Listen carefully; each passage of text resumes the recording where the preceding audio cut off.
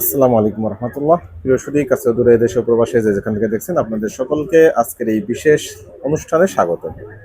আজকে মূলত কথা বলবো খুবই সিনসিয়ার একটি বিষয় নিয়ে। সেটা অনেকেই ইতিমধ্যে জেনে গিয়েছেন যে নেত্রকোনায় 11 বছরের একটি মাদ্রাসা শিশু কন্যা, তিনি 6 মাসে প্রেগনেন্ট। একেবারে ভয়াবহ একটি অবস্থা, এবং সেখানে অভিযোগটা এসেছে মূলত ওই মাদ্রাসার প্রধান শিক্ষক বা পরিচালক, তার বিরুদ্ধে। তো এই বিষয়টা নিয়েই আমি আলোচনাটা শুরু করতে চাচ্ছি। শুরুতে আমি একটু রিপোর্টটা দেখে নিচ্ছি বা আপনাদেরকে দেখিয়ে নিচ্ছি। রিপোর্টটা দেখার পরেই তারপরে আমি আমার মূল আলোচনায় আসবো ইনশাল্লাহ।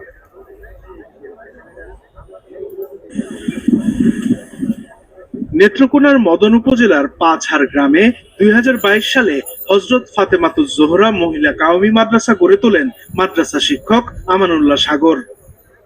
একই এলাকার ১১ বছরের একটি শিশু ওই মাদ্রাসায় লেখাপড়া করত। শিশুটির বাবা নেই, আর মা সিলেটে গৃহ পরিচারিকার কাজ করতেন। সম্প্রতি অভিযোগ ওঠে, নানির বাড়িতে পালিত শিশুটিকে গত নভেম্বর মাদ্রাসা শিক্ষক আমানুল্লাহ সাগর ধর্ষণ করে। এরপর থেকে শিশুটি আর মাদ্রাসায় যায়নি। পরে বাড়িতে আইসি আয়া মেয়ের কাছে আমি শুনছি কে দিয়ে একটা একটু বড় বড় আমি জিজ্ঞাসা করতে একটা বড় তোর কি তোর লাগে কোনো সম্পর্ক কেউ কি করে কি গায়ে হাত দিছি বলে না বয় খায় হ্যাঁ পরে মনে করতে বললো বলে বুঝুরে। ঘটনার কিছুদিন পর বিভিন্ন শারীরিক সমস্যায় আক্রান্ত শিশুটিকে চিকিৎসকের কাছে নিয়ে গেলে স্পষ্ট হয় ধর্ষণের বিষয়টি। আমি যখন মেয়েটাকে জিজ্ঞাসা করলাম যে বাবা তোমার কি সমস্যা লাগে, সে দেখলাম যে একটু ট্রমাটাইজড, বাচ্চাটা বেশ ট্রমাটাইজড, মানে সে খুব ভয় পাচ্ছে কথা বলতে। পরে তাকে একটা কলম একটু চকোলেট দিয়ে একটু কনভিন্স করা হলো যে বাবা বলো। পরে সে আমাকে কমপ্লেন করলো আমার পেটটা ভাল লাগে, কি জানি লড়ে। গত নভেম্বর মাসে ছুটির পরে, মাদ্রাসা ছুটির পরে, ওই বড় হুজুর যিনি আমানুল্লাহ সাগর, উনি নাকি মানে বাচ্চাকে বলেছেন যে বারান্দা ঝাড়ু দিয়ে তারপর বাসায় যেতে। তো বাচ্চা বারান্দা ঝাড়ু দিচ্ছিল, মোটামুটি ছুটির টাইম যেহেতু কেউই তো তেমন নাই, উনি ওনার রুমও ঝাড়ু দিতে বলছে বাচ্চাটাকে। বাচ্চা যখন ওনার রুম ঝাড়ু দেওয়ার জন্য রুমে গেল, তখনই উনি দরজা বন্ধ করে বাচ্চাটার সঙ্গে মানে এই ধরনের বাজে আচরণটা করলেন। করার পরে উনি বাচ্চাকে ইমিডিয়েট থ্রেটও দিয়েছেন যে বাচ্চা যদি কাউকে বলে দেয় তাহলে বাচ্চাকে মেরে ফেলবে, বাচ্চার নানিকে মেরে ফেলবে, বাচ্চার মাকে সিলেটে খুঁজে নিয়ে মেরে ফেলবে, এই ধরনের থ্রেট নাকি দেওয়া হয়েছে বাচ্চাকে। তো এটার পরে বেসিক্যালি আরো প্রায় ৪-৫ দিন উনি বাচ্চার সঙ্গে একই কাজটা করেছেন। চিকিৎসক জানান, ৫ মাসের অন্তঃসত্ত্বা শিশুটির ওজন মাত্র ২৯ কেজি। ভুগছে মারাত্মক রক্তশূন্যতায়, রয়েছে মৃত্যু ঝুঁকিও। এই বাচ্চাটাকেও আসলে আদৌ ডেলিভার করতে পারবে কিনা, নর্মালি আসলে ডেলিভারি পসিবল হবে কিনা, এটা একটা চিন্তার বিষয়। এবং এটা মনে হয় সম্ভব না, কারণ ৫ সেন্টিমিটারের বাটনাল দিয়ে 7 সেন্টিমিটার তো বের হবে না।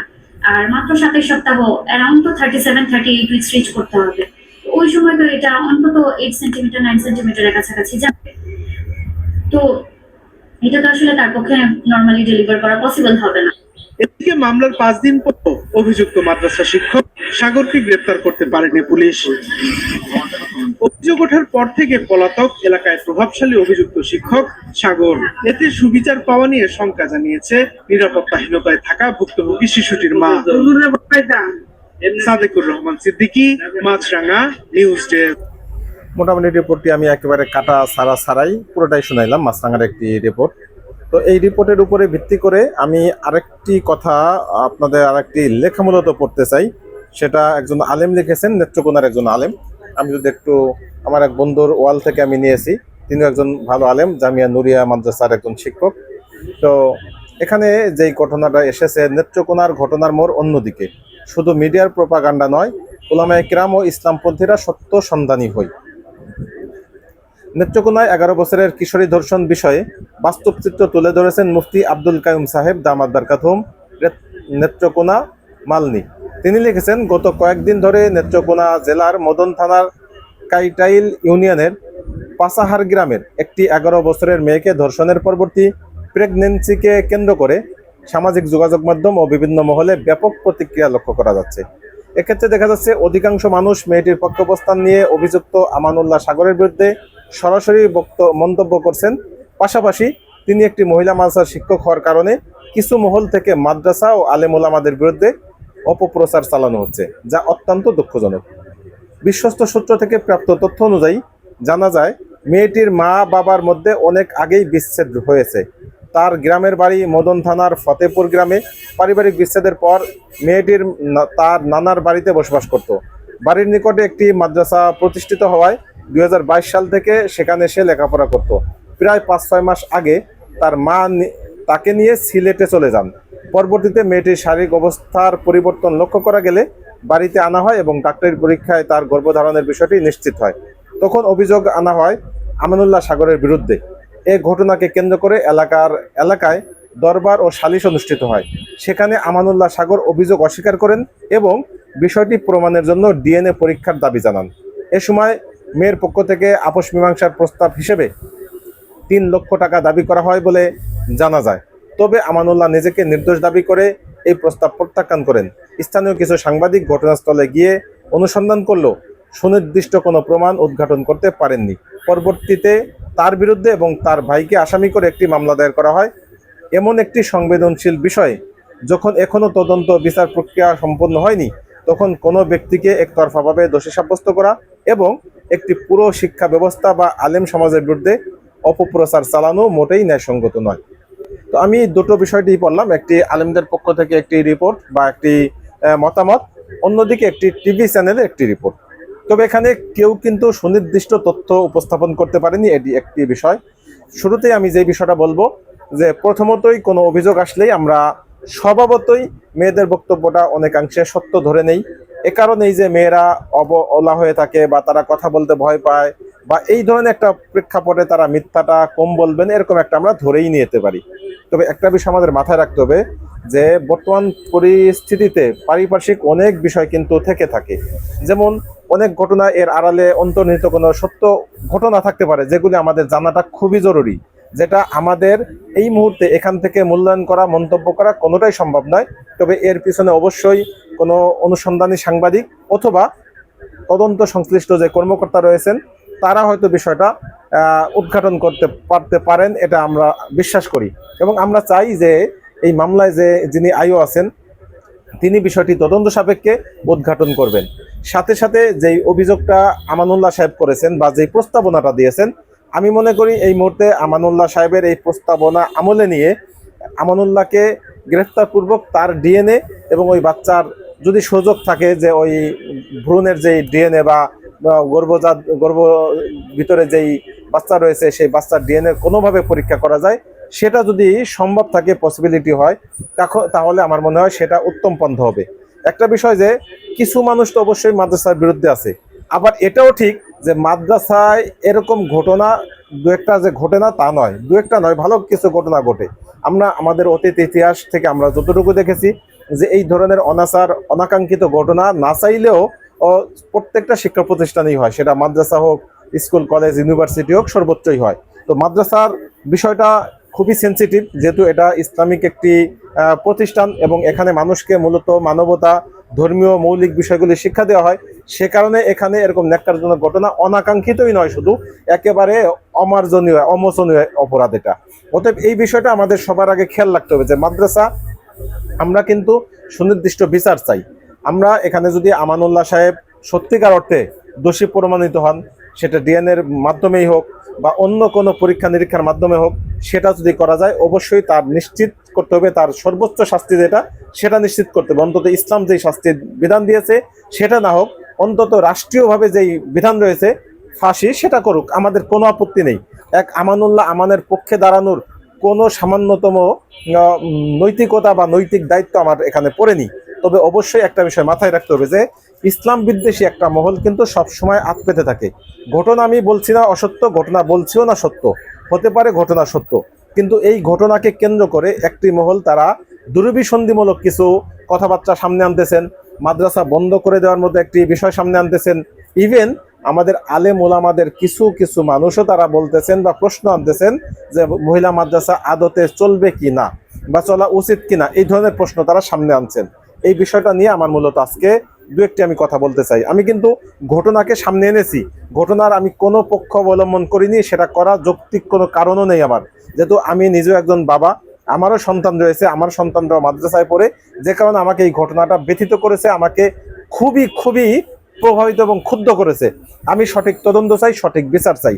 ঘটনার সাথে যে বা যারা জড়িত, যদি আমানুল্লাহ সাহেব সত্যিকার দোষী হয় আমি তার সর্বোচ্চ শাস্তি চেয়েছি, যদি সে নির্দোষ প্রমাণিত হয় তাহলে যে দোষী তাকে ধরে যেন সর্বোচ্চ শাস্তি নিশ্চিত করা হয়, সাথে সাথে আমি যে বিষয়টা বলবো যে কোনো কিছু সমস্যা হলেই সমস্যা সমাধান আছে, কিন্তু সমস্যার জন্য প্রতিষ্ঠান বন্ধ, প্রতিষ্ঠান ধ্বংস সেটা কোনো ক্রমেই কাম্য নয়। এই ক্ষেত্রে আমি যে প্রশ্নটা এখানে রেখেছি আমার থাম্বনেইলে যেটা উল্লেখ করেছি যে আসলে করণীয়টা কি, সেই করণীয়টা যতটা না রাষ্ট্রের তার থেকে বেশি করণীয় হচ্ছে আলেম ওলামাদের, দায়িত্বশীল আলেম, বিশেষত বেফাক, যেহেতু বেফাকের আন্ডারে সারা বাংলাদেশে সকল বেশিরভাগ মাদ্রাসা পরিচালিত হয়, সাথে অন্য যে মাদ্রাসা বোর্ড রয়েছে তাদেরও দায়িত্ব রয়েছে, হায়াতুল উলিয়ারও দায়িত্ব রয়েছে, গার্ডিয়ান হিসেবে তারা যেহেতু সকল বোর্ডের মাদার বোর্ড তাদেরও দায়িত্ব রয়েছে। অতএব এই বিষয়টা তারা খুব সুনিপুণভাবে এমন কোনো পন্থা অবলম্বন করবেন যে ভবিষ্যতে যেন এই ধরনের ঘটনা কোনোভাবে ঘটার কোনো সুযোগ না আসে। প্রথমত আমার যে প্রস্তাবনা, আমি একেবারে ছাত্র জামানা থেকে যে বিষয়টা আমি মূল্যায়ন করতাম বা আমি নিজে মানে যেটার গুরুত্ব আরোপ করতাম যে কওমি মাদ্রাসার যে মহিলা মাদ্রাসাটা, এই মহিলা মাদ্রাসায় কখনো কোনো পুরুষ কোনো শিক্ষক থাকতে পারবে না, পরিচালক তো নয়, কোনো পুরুষ শিক্ষকই থাকতে পারবে না। যদি এমন হয় যে পুরুষ শিক্ষক ছাড়া দু একটি কিতাব পড়ানো কোনোভাবেই সম্ভব না, ওরকম যোগ্য কোনো মহিলা নেই, প্রথম নিশ্চিত করতে হবে ফরজ বিধান আগে নিশ্চিত করে, মানুষের সতীত্ব নিশ্চিত করে, তারপরে আপনার এলমে দিনের থেকেও গুরুত্বপূর্ণ আপনার সতীত্ব, আপনার লজ্জাস্থানকে হেফাজত করা, আপনার নিজের যেই সম্ভ্রম সেটাকে হেফাজত করা, সেটা প্রতিষ্ঠান হিসেবে দায়িত্ব তার প্রত্যেকটা ছাত্রছাত্রীর এই সম্ভ্রম হেফাজত করা, সাথে সাথে প্রত্যেক ছাত্রী এবং তার গার্ডিয়ান তাদেরও দায়িত্ব তাদের নিজেদের সন্তানের এই বিষয়টা তারা যেন হেফাজতে রাখেন বা খেয়াল রাখেন বা গুরুত্ব আরোপ করেন। সেই বিষয়টা খেয়াল করে আমি বলবো, যদি এমন হয় যে কোনো একটা কিতাব, যেমন দাওরার ক্লাসে বেশ কিছু কিতাব আছে যেগুলি হয়তো ওই মানের কোনো মহিলা আলেম আমরা আলেমা পাবো না, সেই ক্ষেত্রে আমার প্রস্তাবনা আসছে মাদ্রাসার বাহিরে, বরং মাদ্রাসার ভিতরেই না, মাদ্রাসার ওই তালাতেও না, অন্য কোনো জায়গায়, সেটা নিচতলাতে হোক অন্য কোনো তালাতে হোক, যেহেতু এখন অনেক বড় রয়েছে, সুযোগ রয়েছে, আমাদের বিভিন্ন রকম সুবিধা আমাদের সামনে বলবৎ আছে, আমরা ভিডিওর মাধ্যমে পড়াইতে পারি, আমরা প্রজেক্টরের মাধ্যমে পড়াইতে পারি, আমরা স্পিকারের মাধ্যমে পড়াইতে পারি। সে কারণে উস্তাদ যদি ভিন্ন রুমে থাকেন এবং তার স্পিকারের মাধ্যমে ওই স্পিকারটা থাকবে ছাত্রীরা যেখানে থাকবে সেখানে, আর উস্তাদ ভিন্ন কোনো রুমে, ওই একই রুমে না। আমরা অনেকটা দেখি অনেক জায়গায় পর্দার এপাশে ওপাশে, এটাও আমি পছন্দ করি না, কারণ আপনি যতটা কাছাকাছি রাখার চেষ্টা করবেন সেখান থেকেই দুর্ঘটনা ঘটবে। আল্লাহ তাআলা কোরআনে কি বলছেন, ওয়ালা তাকরাবুজ জিনা, তোমরা জিনার কাছেও যাবে না। জিনার কাছে যাওয়া মানে কি, মানে এমন কোনো কাজ করা যাবে না যেই কাজের মাধ্যমে জিনার কোনো সুযোগ তৈরি হবে, জিনার কোনো সুযোগ আসতে পারে, এই ধরনের কোনো কাজ করা যাবে না। অতএব এগুলি যদি আপনি বন্ধ করতে চান, অবশ্যই আপনাকে সর্বাগ্রে যেটা করতে হবে সেটা হচ্ছে পুরুষদেরকে একই রুমে একই সাথে পাঠদান করার কোনো ব্যবস্থা থাকতে পারবে না, একই ভবনে তাদের অবস্থান করার কোনো ব্যবস্থা থাকতে পারবে না। তারা বহিরাগত থাকবে, নিচে একটা রুম থাকবে, তারা শুধু সেখানেই হয়তো এলাও, সেইখান থেকে তারা স্পিকারের মাধ্যমে পড়াবেন, অথবা তারা অন্য কোনো জায়গায় থাকবেন, অন্য কোনো ভবনে থাকবেন, সেখান থেকে কলের মাধ্যমে, অডিও কলের মাধ্যমে এখানে তারা পড়াইতে পারেন। যেহেতু বর্তমান আধুনিক যুগ, বর্তমান সারা বিশ্বে আপনার অনলাইন ক্লাসের মাধ্যমে সারা বিশ্বে ক্লাস করানো যায়, এই বিষয়টা আমাদের মাথায় রাখতে হবে। এটা শুনলে আবার অনেক সুশীলদের গায়ে চুলকাবে, তারা তো আবার মেয়েদের পর্দার বিষয়ে তারা একেবারেই করেন না, গুরুত্ব আরোপ করেন না, বরং এটা তারা ঘোর বিরোধী, তারা এটা আইএমএ জাহিলিয়াতের সাথে তুলনা করতে চান। মাজাল আল্লাহ মাফ করুক, আল্লাহ পবিত্র বিধান, এই পর্দাকে তারা একেবারে আমলেই নেন না। আমরা এটাকে সর্বোচ্চ গুরুত্ব দেই, সাথে সাথে আমরা আমাদের সম্ভ্রম যেটা সেটা আরো বেশি গুরুত্ব দেই। আল্লাহ পাক রব্বুল আলামিন বারবার কোরআনে বলেছেন, তার নবীজি বলেছেন, এবং এটা সুনির্দিষ্ট স্পষ্ট শাস্তি রয়েছে।